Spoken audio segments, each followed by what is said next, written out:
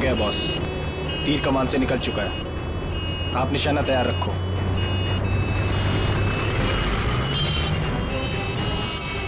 अरे धुआं कहां से आ रहा है? अरे गाड़ी रोको, गाड़ी रोको, गाड़ी रोको।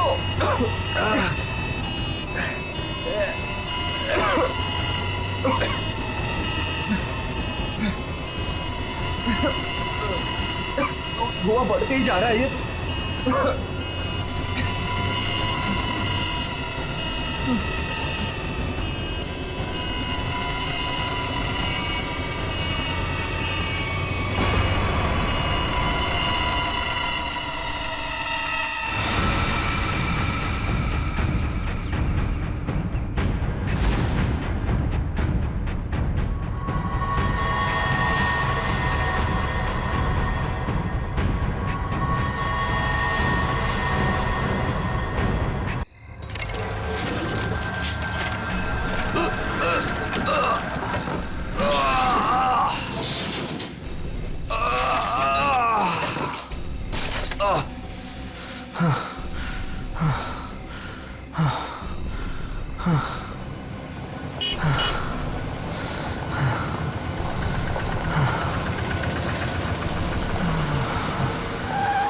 क्या हुआ भाई?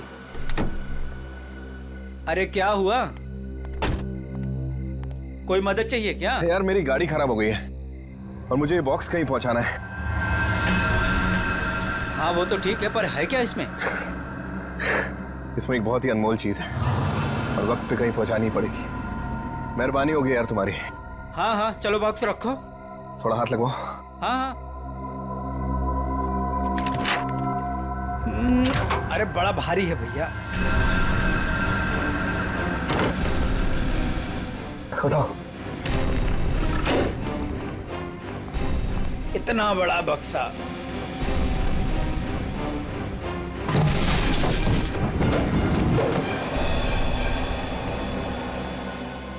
ये एड्रेस है, इस बक्से को इस जगह छोड़ देना। क्या मतलब है? आप नहीं आ रहे हो? एक मिनट, ये कुछ पैसे रखो, इसे सही जगह पहुंचाओ। बक्सा उतारिए। हाँ? मैंने कहा ना बक्सा उतारिए। अरे मुझे नहीं करनी आपकी मदद। अरे बेवकूफ समझा आपने? हाँ, बक्से में क्या है क्या नहीं है। तुम ये सब रखो यार, लेकिन टाइम पे बक्सा जिस एड्रेस पे बोला है वहां पहुंचा देना। हाँ देखिए मेरी एक शर्त है, बक्सा खोल के देखूंगा मैं। अरे क्या है क्या नहीं है इसमें। सुन मेरी बात सुन, मेरी नौकरी चली जाएगी, इसे मैं नहीं खोल सकता। बस पास में तो जाना है, प्लीज लेके जाओ ना यार। ठीक है भाई, भरोसा करता हूं मैं। इंसान इंसान के ही काम आता है।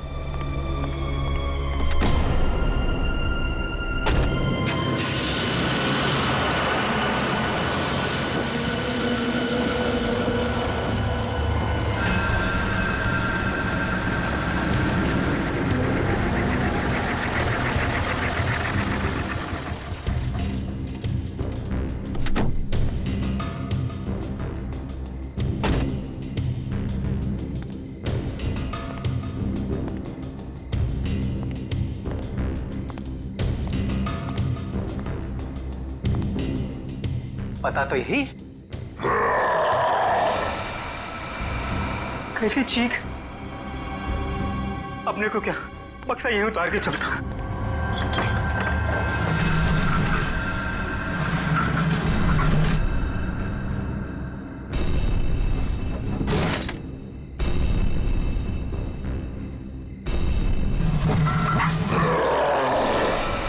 बक्से में से चीख। हे भगवान।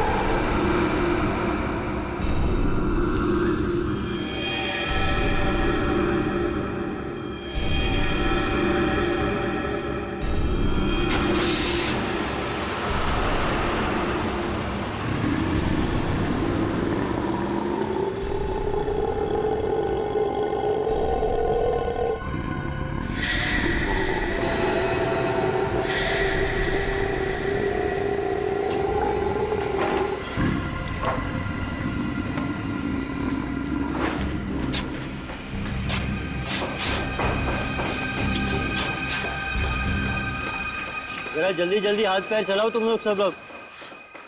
15 दिन में ये बिल्डिंग पूरी करके देनी है हमें, वक्त नहीं है हमारे पास।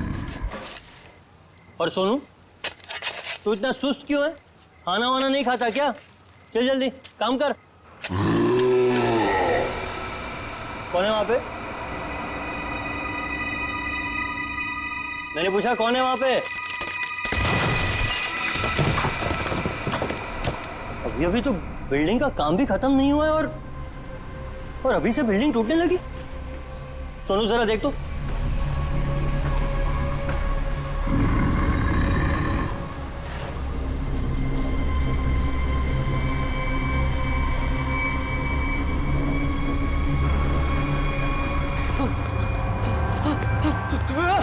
भागो, सब भागो यहाँ से। सोनू, वरना सब मारे जाओगे। सोनू हुआ क्या? सब। अरे हुआ क्या? किस चीज की आवाज थी? और ये चेहरे पर निशान कैसा है? पट्टियों वाला मुर्दा। मुर्दा? मुर्दा मुर्दा कुछ नहीं होता है, ये जरूर कोई चोर और घुसाया होगा। एक काम करो, सब लोग मेरे साथ चलो, चलिए मेरे साथ।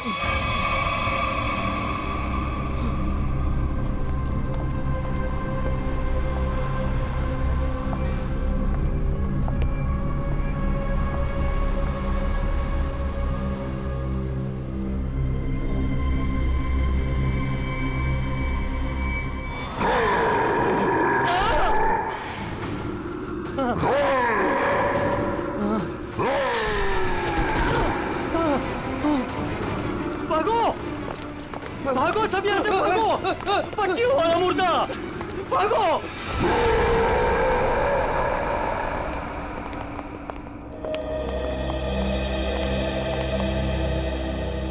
सर, मैंने और मजदूरों ने मिलकर एक फैसला किया है।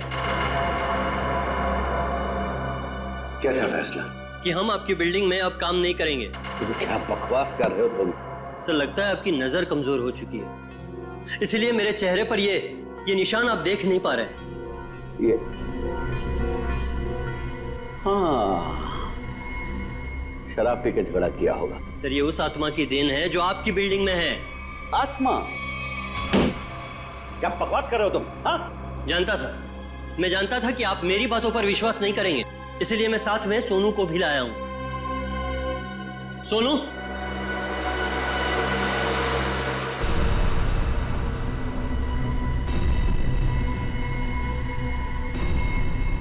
देखिए सर, बेचारा इतना घबरा गया है कि कुछ बोल नहीं पा रहा है। सोनू, ये सब क्या है? साहब, पट्टी वाला मुर्दा और कौन है इधर? कौन है? कौन है उधर?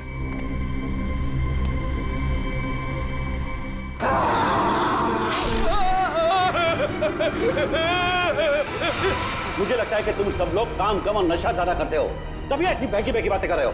सर, अगर हमारी बातों पर यकीन ना हो तो कोई दूसरे मजदूर रख के क्यों नहीं देख लेते? जब वो अपनी आप बीती सुनाएंगे तब तो आपको विश्वास हो जाएगा ना। बिल्कुल रख लूंगा। इस शहर में मजदूरों की कोई कमी नहीं है। इस शहर में काम की भी कोई कमी नहीं है।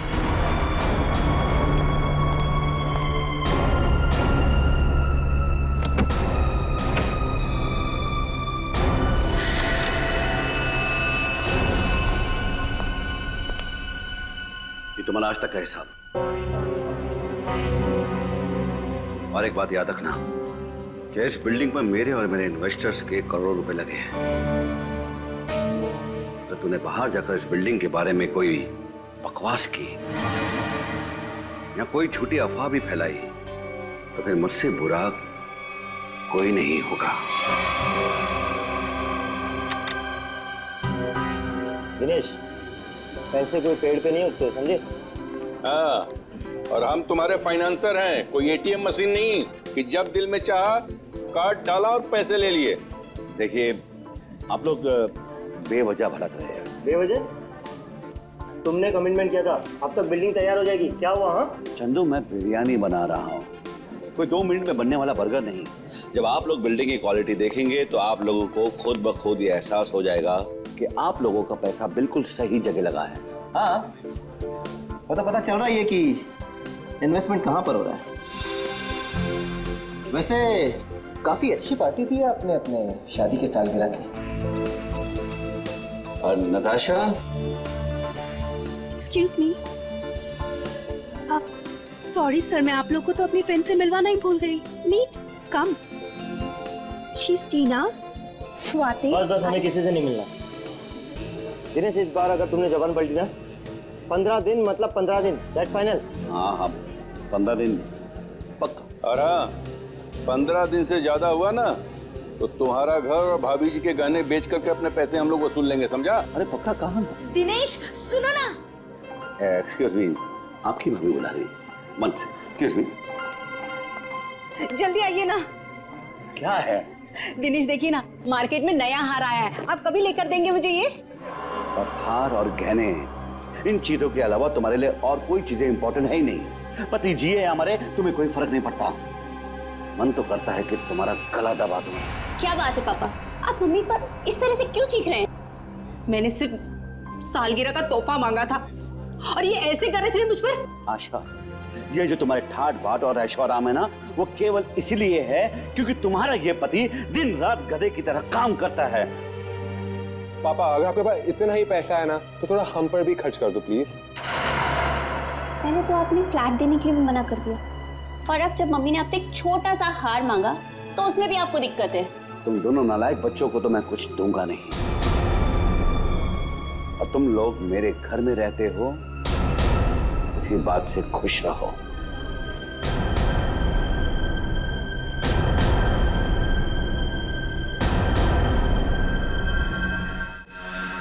नहीं चाहिए मुझे नकली जेवर, जिंदगी भर मुझे नकली जेवर ही दिए हैं। एक छोटा सा हीरे का हार ही तो मांगा था मैंने।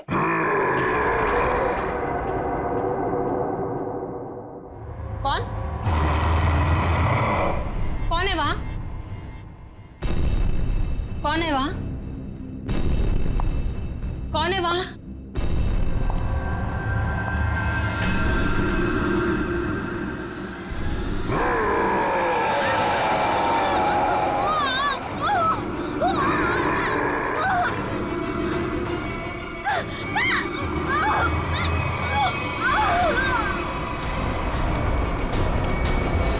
आशा, आशा, आशा, क्या मम्मी? आशा, ये सांस क्या मम्मी का? मर गई।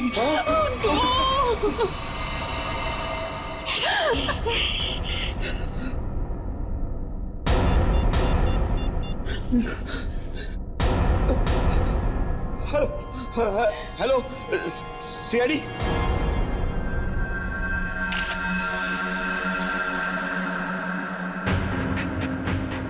ये निशान देखा गले पे?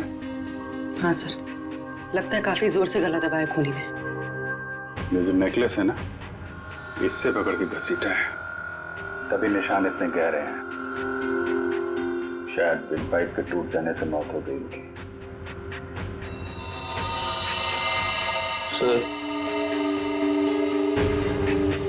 सर खून के निशान कॉरिडोर में यहाँ तक आए हैं, और आशा जी की चप्पल।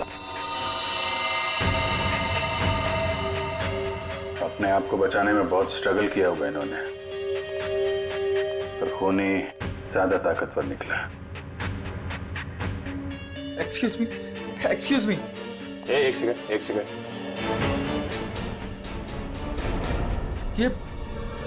ये सब कैसे हो गया सुलेखा?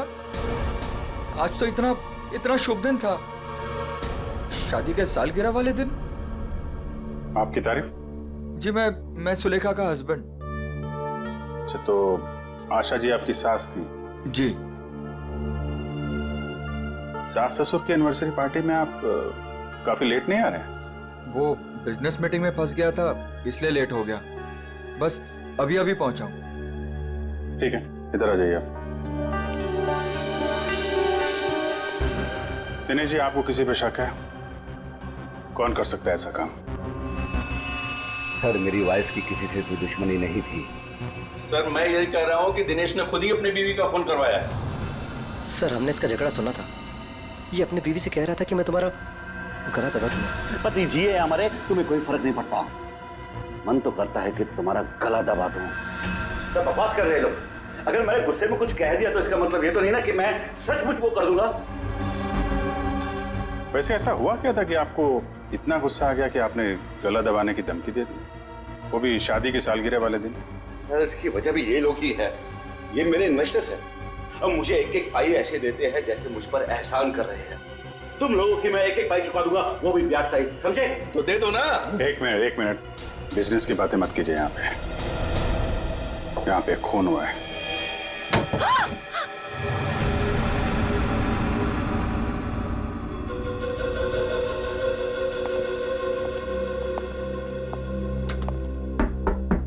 कौन है अंदर?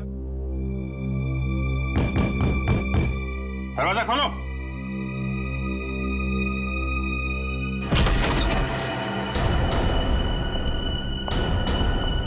ओह माय गॉड, कौन है ये? सुनिए। छोटो, कौन हो तुम हैं? और यहाँ क्यों चुप के बैठी हो? मुर्दा पट्टियों वाला मार डालेगा। सर डरी हुई है, ऊपर से जख्मी भी। देखो, आप बिल्कुल घबराइए मत। हम लोग सीआईडी से हैं। आपका नाम क्या है? कोमल। कोमल? कोमल, आप यहाँ क्यों चुप के बैठी थी? वो पट्टियों वाला मुर्दा बाहर घूमते हुए देखा। पट्टियों वाला मुर्दा? जैसे मैं यहाँ से बाहर निकली तो पट्टियों वाला मुर्दा बाहर था। अच्छा ठीक है, तुम वो जो भी पट्टियों वाला मुर्दा था उसका स्केच बनवा सकती हो? हाँ। Very good. स्केच आर्टिस्ट को बुलवाओ और इस घर का कोना कोना छान मारो। देखो खूनी के बारे में कुछ सुराग मिलता है क्या?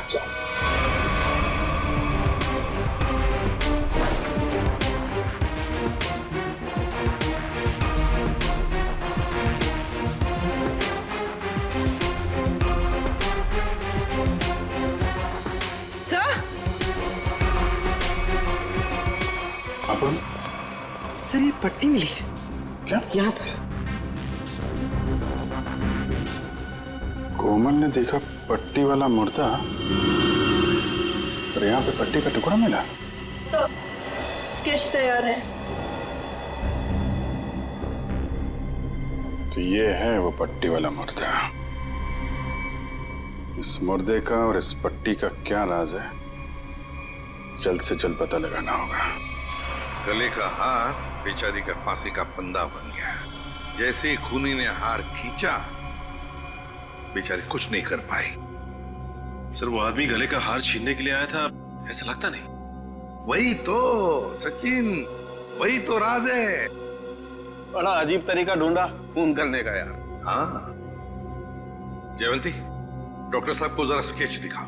Yes sir.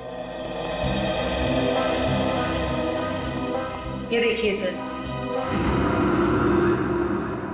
ये मम्मी की ड्रेस है। मम्मी मतलब माँ? मम्मी नहीं प्रेडी, मम्मी। हजारों साल पहले जब इजिप्ट में राजा महाराजा मर जाते थे तो उनकी बॉडी को एम्बाम कर दिया जाता था। अलग अलग तरीके की सीक्रेट्स, दवाइयां, मरहम, बाम वगैरह लगा दिया जाता था उनकी बॉडी पर और बाद में इन पट्टियों से उसे ढक दिया जाता था। इससे मम्मी सड़ती नहीं थी। मर गए मतलब हजारों साल पुरानी लाश यहाँ पे आ गई और एक के बाद एक खून कर रही है। तो शायद अगला खून तुम्हारा होगा। मेरा? हो गया, अब चुपचाप खड़े रहो। और एक बात ध्यान में रखो, मम्मी कभी सड़ती नहीं है और ना मम्मी कभी जिंदा होती है। अच्छा सर, ये जो पट्टी का टुकड़ा हमारे हाथ लगा है, कहीं ऐसा तो नहीं कि ये खूनी के साथ हाथापाई के दौरान आशा जी के हाथ आ गया? नहीं, ऐसे नहीं हुआ। तारिका जी, आप ठीक है वहां पे? नहीं। फिर एक सीआईडी ऑफिसर बोल रहा है कि इनके हाथों में पट्टी आई थी, मतलब आई थी। सीआईडी ऑफिसर आसमान से उतरता है क्या? उससे गलती नहीं हो सकती। ये पट्टी का टुकड़ा जो आप लोग लेकर के आए हैं, ये हाथापाई में नहीं फटा है। अगर हाथापाई में फटता तो सीधा नहीं फटता, टेढ़ा मेढ़ा फटता, समझे? और ये टुकड़ा कोई मामूली टुकड़ा नहीं है। 1500 साल पुराना है ये टुकड़ा। 1500 साल? 1500 साल? 1500 साल? जी, किसी ने मम्मी की पट्टियां खरीद ली हैं। कहां से सालूम के साहब? ये इजिप्ट से? अरे यार, लोग पुरानी मम्मियां खोद खोद के निकाल रहे हैं और चोरी छिपे बाजार में बेच रहे हैं। ऐसी एक मम्मी शायद इंडिया में आ गई। बाप रे। लेकिन सर ये खूनी मम्मी बना क्यों होगा? हल्ला मचाने के लिए सचिन, हल्ला मचाने के लिए। ये खूनी चाहता है कि लोग उसे देखें और जोर जोर से चिल्लाए, मम्मी आ गई, मम्मी आ गई। ये खून उस खूनी मम्मी ने ही किया है, और वो पट्टी का टुकड़ा जानबूझकर छोड़ गया है हमारे लिए सबूत।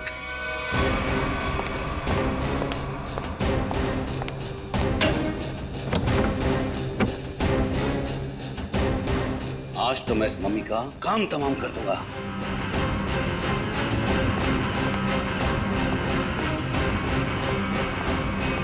सर, ये सोनू है, दिनेश की बिल्डिंग में काम करता है। अच्छा, सोनू साहब कोई पैसा वैसा नहीं था दिनेश साहब के पास, कंगाल थे वो। एक मिनट, कंगाल थे वो, कोई पैसा वैसा नहीं था दिनेश साहब के पास, क्या मतलब क्या है?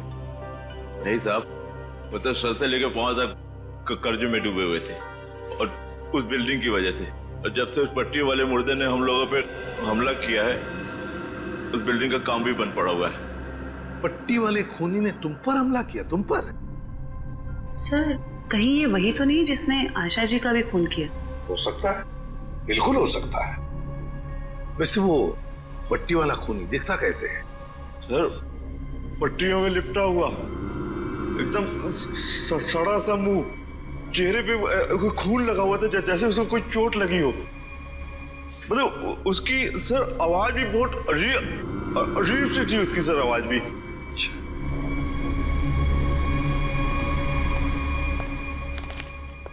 एक मिनट, क्या वो ऐसा दिखता था? हाँ साहब, यही तो था वो। चलो ठीक है, तुम जा सकते हो। अगर जरूरत पड़ी तो हम तुम्हें फिर से बुला लेंगे। सर, ये जो कोई भी आशा जी का खून करने के लिए आया था, या तो पहले से मम्मी बन के आया था, या फिर पार्टी में आने के बाद उसने अपना हुलिया बदला है। सर, काम करते हैं, पार्टी का फुटेज देखते हैं।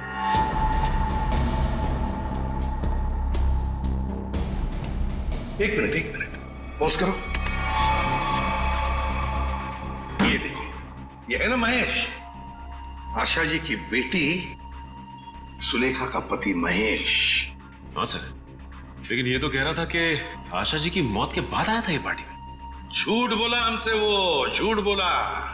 जयवंती सर, फोन करके बुला लो उसे अभी, इसी वक्त।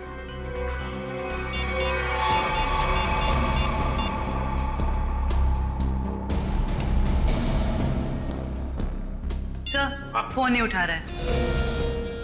महेश फोन नहीं उठा रहा है, उसकी आधी कारस्तानी तो इसी से समझती है। रेडी, मोबाइल फोन रिकॉर्ड्स निकालो उसके।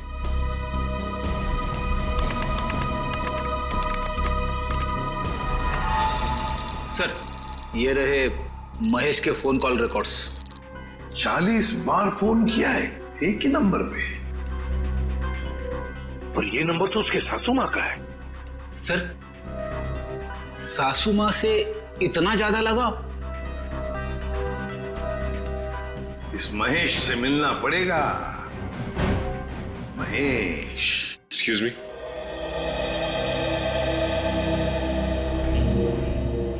क्या महेश घर पे है इस वक्त? नहीं सर, महेश जी तो अभी घर पे नहीं है। लेकिन प्रॉब्लम क्या है सर? देखिए, महेश ने हम सबसे झूठ बोला। जब आपकी माँ का खून हुआ, उससे पहले ही महेश वहां मौजूद था। आपका मतलब है मेरे पति ने खून किया है? देखिए, हमें उस पर शक है। लेकिन सर वो ऐसा क्यों करेंगे? पैसों के लिए, पैसों के लिए किया होगा उसने। सब पैसों के लिए? लेकिन सारा पैसा तो डैडी के पास है, उन्होंने आज तक माँ को कभी कुछ नहीं दिया। तो फिर महेश जी जो क्यों हत्या करेंगे मेरी मॉम की? अब ये सब कुछ तो हमें महेश ही बताएगा। लेकिन हाँ, अगर महेश आपसे कांटेक्ट करता है तो हमें खबर कीजिए। और फ्रेडी इस महेश का मोबाइल ट्रैक करो, सब पता चल जाएगा।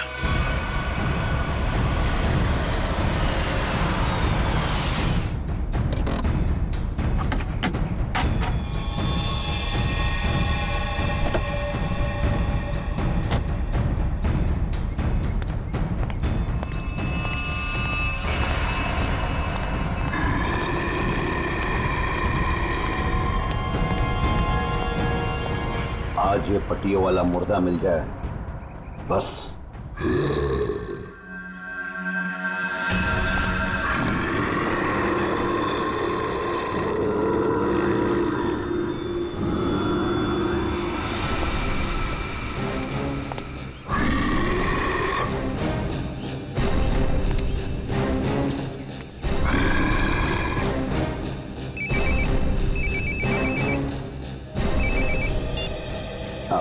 हेलो।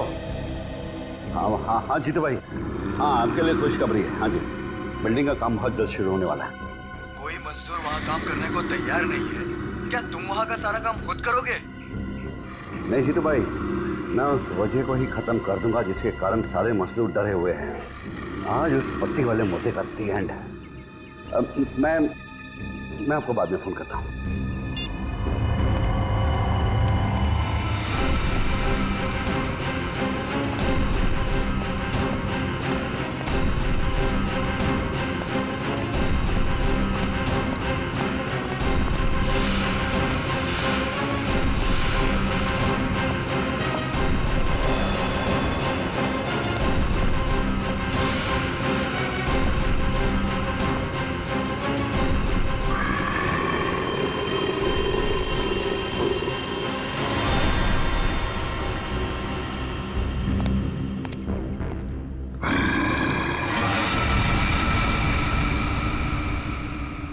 आवाज है, यहीं से आवाज आई। पट्टियों वाले मुर्दे, आज तू बचेगा नहीं। आज तुझे छोड़ूंगा नहीं मैं। गोली मत चलाना। तो तू ही ये सब कुछ कर रहा है और तूने ही आशा को भी मारा। नहीं, मैं ऐसा क्यों करूंगा? मैंने नहीं मारा। तू यहाँ क्या कर रहा है? मैं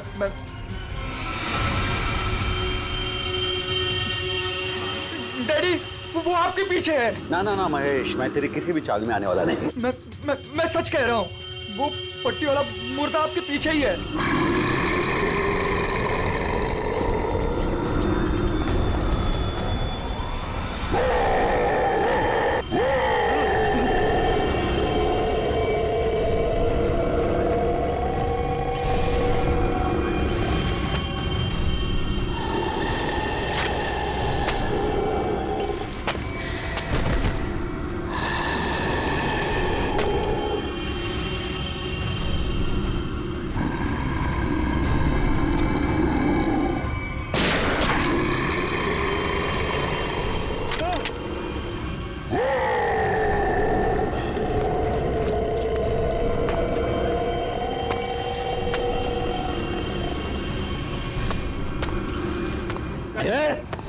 देखो भाई, तू मुझे माफ कर दे। मुझे क्यों मैं पीछे पीछे कुछ भी नहीं है। देखो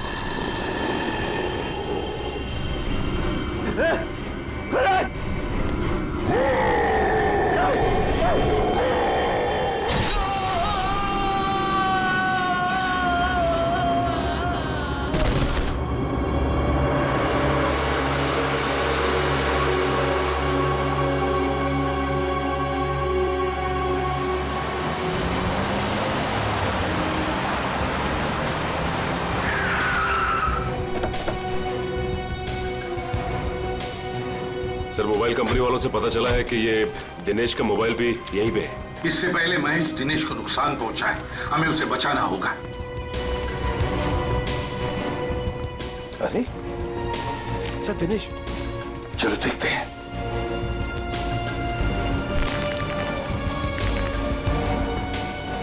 माय गॉड, ये तो जिंदा है। सच, जल्दी से एम्बुलेंस बुला। जल्दी। फ्रेडी, जयवंती देखो आसपास। Yes sir.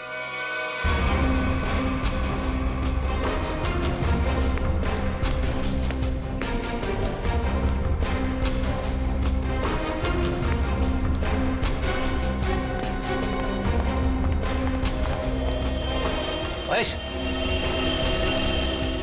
सर। हाँ फ्रेडी, क्या हुआ? सर महेश बेहोश है। महेश, महेश। सर, हाँ ये गन पड़ी हुई थी यहाँ पे। सर हम तो सोच रहे थे कि इन सब के पीछे ये महेश है, लेकिन ये तो खुद ही बेहोश पड़ा है। हाँ, ये तो महेश के होश आने के बाद ही पता चलेगा कि ये सब किसका किया कराया है।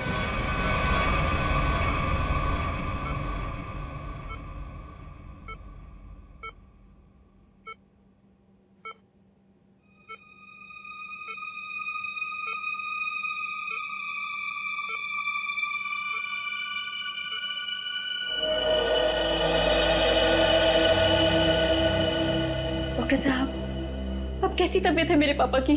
फिलहाल इनकी तबीयत नाजुक है, अभी कुछ भी कहना मुश्किल है। 48 घंटे ऑब्जर्वेशन में रखेंगे, फिर देखते हैं क्या करना है। Okay, excuse me. सोच भी नहीं सकती कि मेरा पति इतना घिनौना मुजरिम निकलेगा। पहले तुमने मेरी माँ को मार दिया और अब मेरे पापा पे तुमने हमला किया। ये तुम क्या कह रहे हो सुलेखा? तो मैंने ऐसा कुछ भी नहीं किया है। मैं निर्दोष हूँ, बेकसूर हूँ। मैं हर मुजरिम यही कहता है कि उसने कुछ नहीं किया, वो निरपराध है।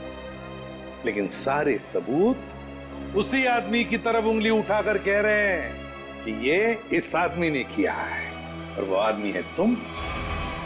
लेकिन सर, आपके पास ऐसा कौन सा सबूत है जो ये साबित करता है कि खून मैंने किया है? एक वो तो बताए। सबसे पहले तो तुमने हमसे झूठ बोला कि तुम पार्टी में देर से गए, लेकिन सीसीटीवी फुटेज साफ साफ दिखा रही है कि तुम पार्टी में पहले ही मौजूद थे, आशा जी की मौत से पहले। सबूत नंबर 2, 3 दिनों में 40 फोन किए तुमने आशा जी को, जबकि तुम उन्हीं के घर में रहते थे। इतने सारे फोन कॉल करने की वजह? और जिस वक्त क्राइम सीन पर दिनेश जी मिले, उस वक्त सिर्फ एक ही आदमी मौजूद था, वो तुम थे। मैं डर गया था सर, डर गया था। दरअसल बात यह है सर कि मैं नया बिजनेस चालू करना चाहता हूँ, और जिसके लिए मुझे पैसों की जरूरत थी, और मैं चाहता था कि वो पैसे मुझे सासू माँ जी दे दे। बस सर, इसीलिए मैं उन्हें बार बार कॉल कर रहा था, और कोई वजह नहीं है सर। तो इनके कहने का मतलब है कि ये पार्टी में पैसे मांगने के लिए गए थे आशा जी से, है ना? हाँ सर, उस दिन मैंने देखा कि ये लोग बिजनेस के लिए मुझे पैसा नहीं दे रहे, और सासू माँ को लाखों करोड़ों के गहने दिए जा रहे।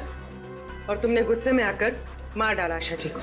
नहीं नहीं, मैंने उन्हें नहीं मारा। मैंने कहा ना, मैं उनसे पार्टी में बात करने गया था, पर मेरे बात करने से पहले ही उनका मर्डर हो चुका था। नहीं नहीं नहीं नहीं महेश जी, कौन विश्वास करेगा तुम्हारी इन बातों पर? पहले तुमने आशा जी को मारा, फिर दिनेश जी के पीछे पड़े, और वो भी कहां पर? अंडर कंस्ट्रक्शन बिल्डिंग में। ये गलत इल्जाम है। मैं वहां पर उनसे भी बात करने गया था, मैंने नहीं मारा। ऑफिस में नहीं जा सकते थे, घर में नहीं जा सकते थे? उनसे बात करने में ऑफिस ही गया था, पर जब मैं ऑफिस पहुंचा सर, तो वो निकल चुके थे अपनी साइट पे सर। इसीलिए मैं साइट पर चला गया, पर जब मैं साइट पर गया तो सर मैंने देखा कि एक पट्टी वाले मुर्गे ने उन्हें धक्का दे दिया वहां से सर। आशा जी और दिनेश जी पर मम्मी ने हमला किया? हाँ सर। पंकज, ये तो उस आदमी ने किया जो दुनिया को दिखाना चाहता है कि ये किसी इजिप्शियन मम्मी ने खून किया है। पर वो हमारे परिवार के पीछे क्यों पड़ा है? डॉक्टर साहब कह रहे थे ना कि इस तरह की पुरानी और महंगी पट्टियां आसानी से नहीं मिलती। सचिन, सेंट्रल स्टेट लेबोरेटरी से पता लगाएंगे कि पट्टियां कहां से और कैसे मिली है। मैं ACID से आपसे मिलना चाहती हूँ। डॉक्टर चारू, आप ही? हाँ, मैंने ही आपको फोन किया था। डॉक्टर चारू, इस पट्टी को पहचानती हैं? ओह माय गॉड, ये पट्टी आपको कहाँ से मिली? ये पट्टी तो हमारी लैब से चुराई गई थी। इस सिलसिले में एक डॉक्टर को काम से भी निकाल दिया गया। आइए।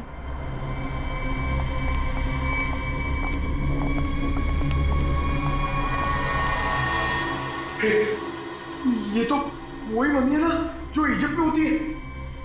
मतलब ये नींद में चलकर यहाँ पर आ गई। आप भी अच्छा मजाक कर लेते हैं। दरअसल हर साल इजिप्ट से इन मम्मीज को हमारे यहाँ रिसर्च के लिए भेजा जाता है और सर ये मम्मीज 1500 साल पुरानी है। तो क्या सिर्फ इन्हीं मम्मीज की पट्टी गायब है? हाँ सर, कुल 5 मम्मीज की पट्टियाँ चोरी हुई थी, जिसमें से 2 पे मैं काम कर रही हूँ इन्हें गलने से बचाने के लिए। अच्छा, आप कह रही थी ना कि एक डॉक्टर को काम से निकाल दिया गया पट्टी चुराने के इल्जाम में। उसकी डिटेल मिल सकती है हमें? हाँ सर, देती हूँ।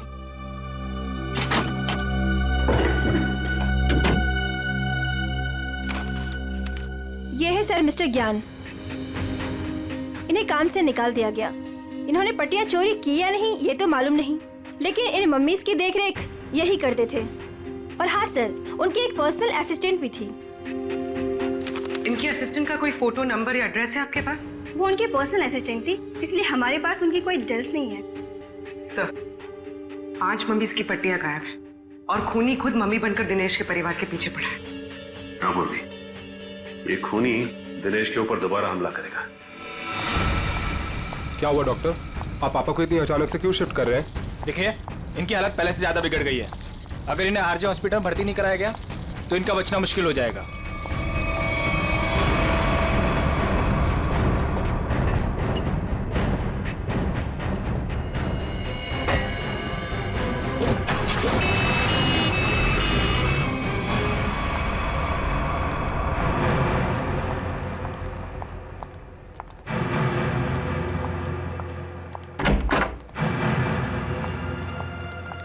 दिनेश जी तो कहीं दिखाई नहीं दे रहे यहाँ पे। वही तो, चलो देखते। अरे डॉक्टर साहब। हाँ जी, ये पेशेंट मिस्टर दिनेश कहाँ है? हाँ जी, उनको तो डिस्चार्ज दे दिया है। क्या मतलब तबीयत सुधर गई थी उनकी? नहीं, तबीयत तो नाजुक ही थी, पर उनके परिवार वालों को शायद भरोसा नहीं था कि उनका यहाँ अच्छा इलाज होगा। तो उन्होंने दूसरे डॉक्टर को फोन किया और वो यहाँ से दूसरे हॉस्पिटल ले गए। कौन से hospital? RJ hospital. RJ hospital, उसका नंबर तो होगा ना यहाँ पर? हाँ जी, रिसेप्शन पे होगा। चलिए आइए बात करा देता हूँ।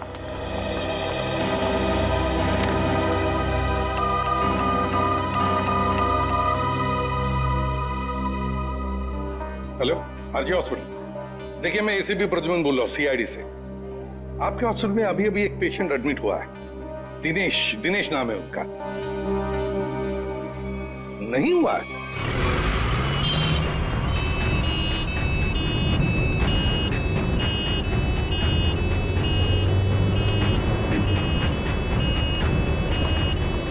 काम हो गया बॉस, तीर कमान से निकल चुका है। आप निशाना तैयार रखो।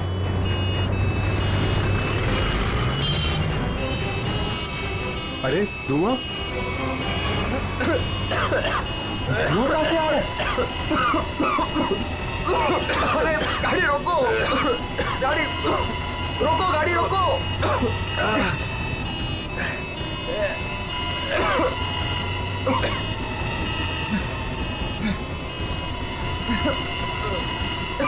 धुआं बढ़ते ही जा रहा है ये।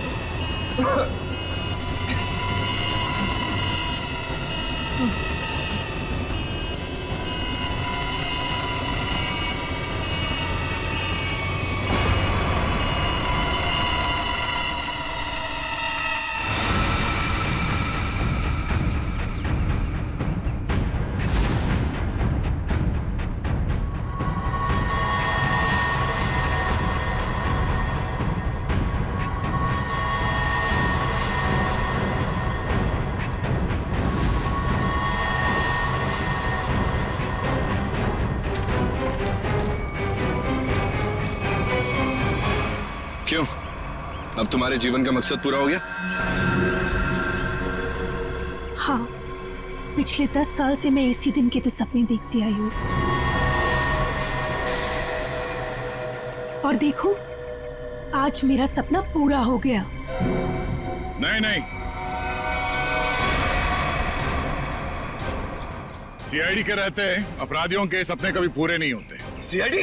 क्यों डॉक्टर ज्ञान?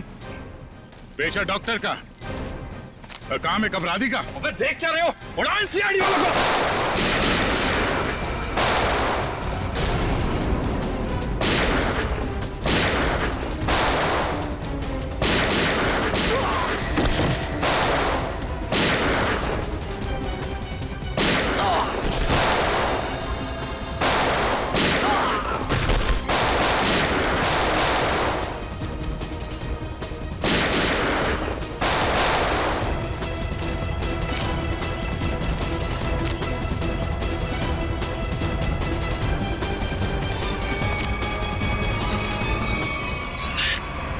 सबके सब बेहोश हैं, उनको होश में आना पड़ेगा।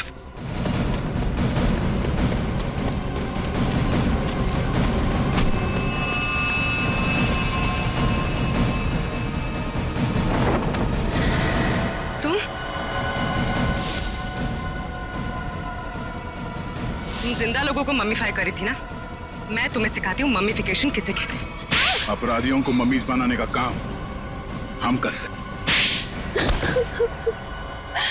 मैं दिनेश की सेक्रेटरी सिर्फ इसलिए बनी ताकि इससे अपने भाई के मौत का बदला ले सकूं, और इसलिए मैंने मम्मी बनकर इसकी बिल्डिंग में काम करने वाले लोगों पर हमला किया ताकि मम्मी की अफवाह फैल जाए। तुम कुणाल की बहन हो? नाम मत लो अपनी गंदी जबान से मेरे भाई का। एक वक्त था जब वो तुम्हारा सबसे करीबी दोस्त था, और तुमने क्या किया? दोनों साथ गए थे ना विदेश पैसा कमाने के लिए। सर, इसको सहयोग से एक मम्मी मिली,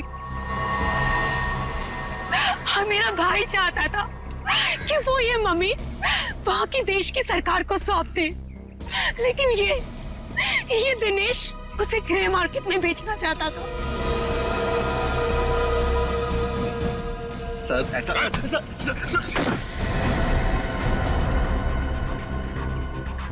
जब कुणाल ने कहा कि वो पुलिस के पास जाएगा तो मैंने उसे मारकर जमीन में गाड़ दिया और मम्मी बेचकर अमीर बन गया। वाह, बहुत अच्छा काम किया तुमने। पैसों के लालच में तुमने दोस्ती को जमीन में गाड़ दिया। मुझसे गलती हो गई सर, मुझे माफ कर दीजिए आप।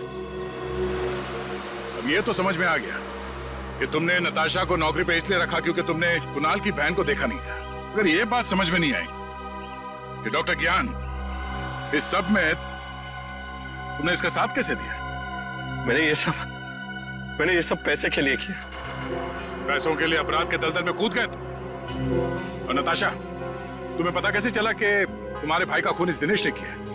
जब कई दिनों तक भैया की विदेश से कोई खबर नहीं आई तो मैं उनका पता लेने के लिए इसके घर गई थी, और वहां मैंने सुना कि अपनी बीवी को बता रहा था कि किस तरह इसने मेरे भाई का खून कर दिया और उसे जमीन में गाड़ दिया। आशा ये सब पहले से जानती थी, और इसलिए मुझे उसको मारने का कोई पछतावा नहीं है। पछतावा होगा, तुम सबको बहुत पछतावा होगा जब कानून तुम्हें कड़ी से कड़ी सजा सुनाएगा, शायद फांसी।